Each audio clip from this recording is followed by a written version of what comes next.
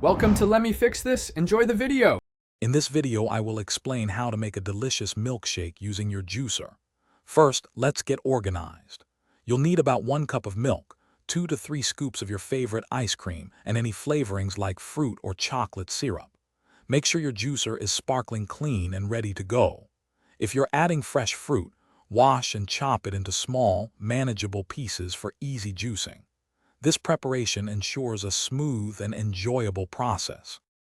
Now let's start blending. Begin by pouring about 1 cup of cold milk into your juicer. This liquid base helps everything move smoothly. Next, gradually add 2 to 3 generous scoops of your favorite ice cream. Don't rush this step. Finally, incorporate your chosen flavorings. Whether it's a half cup of fresh strawberries or 2 tablespoons of rich chocolate syrup, add them in. The juicer will work its magic to combine these ingredients. Achieving the perfect consistency is key to a great milkshake. Run your juicer for about 30 to 60 seconds, or until the mixture looks completely smooth and well combined. If you find your shake is a bit too thick for your liking, simply add 1 or 2 extra tablespoons of milk and blend briefly.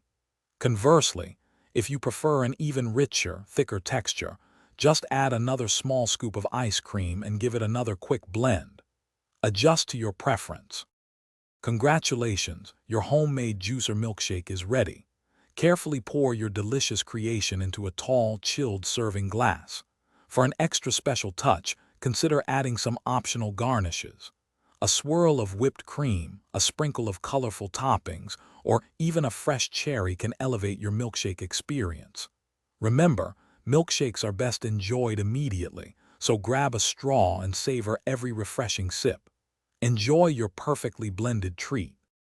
Thanks for watching. If you found this helpful, don't forget to like and subscribe.